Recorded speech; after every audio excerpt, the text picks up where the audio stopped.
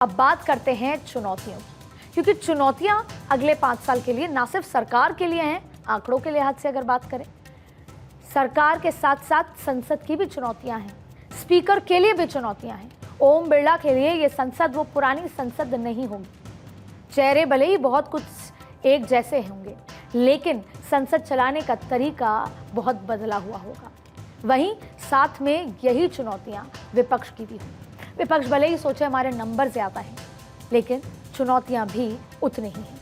तो पहली चुनौती तो ये कि कभी जो मोदी सरकार नोटबंदी, आर्टिकल 370 हटाना या फिर 3 तलाक जैसे फैसले ले रही थी, क्या वो अब यूसीसी यानी uniform civil code, one nation one election, जनसंख्या नियंत्रण या फिर एनआरसी जैसे सनसनीखेज कानूनी जो बहुत सारे कानून हैं उसे मजबूती से ला पाएगी? और इसके अलावा भी एफडीआई को लेकर एक बिल है, बीज विधेयक है, इसके साथ साथ आईटी को लेकर एक बड़ा बिल है जिसमें एआई के साथ साथ बहुत सारे यूट्यूब को लेकर भी बड़े फैसले होंगे। ऐसे कई बिल हैं, या फिर बिजली को लेकर भी तमाम ऐसे नए बिल हैं, एफडीआई के इन्वेस्टमेंट को लेकर बिल हैं, जो सहयोगी दल या विपक्ष तैयार नहीं होगा। तो सवाल बहुत बड़ा है, और इसलिए भी क्योंकि सरकार और संसद के प्रधान की हैसियत से जब राष्ट्रपति मुर्मू ने जॉइंट सेशन को संबोधित किया तो 50 मिनट की अपनी स्पीच में उन्होंने डिफेंस से लेकर रोजगार, गरीबों से लेकर किसानों तक कई बातें की, खासकर डिफेंस को लेकर। लेकिन उनकी जो स्पीच थी उसमें अग्निवीर योजना का नाम तक नहीं आया। और जब बात संकेतों की ही है तो ये इसलिए भी इम्पोर्टेंट है क्योंकि 2 साल पहले जब सरकार सेनाओं में भर्ती के लिए अग्निवीर योजना लाई थी तो इसका जमकर विरोध हुआ, लेकिन विरोध के बावजूद ये योजना जारी रही।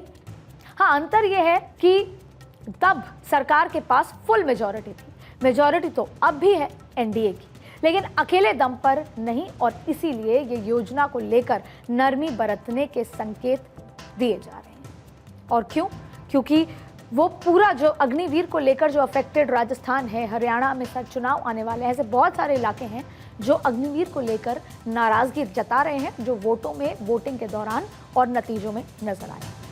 अब जबकि विपक्ष, खासकर राहुल गांधी, इसी योजना को लेकर, इसे लेकर हमलावर हमेशा रहे हैं, और तो और ये विपक्ष के मैनिफेस्टो का भी हिस्सा रहा है। तो ऐसा भी नहीं कि नंबर गेम का बिल्कुल असर नहीं पड़ेगा।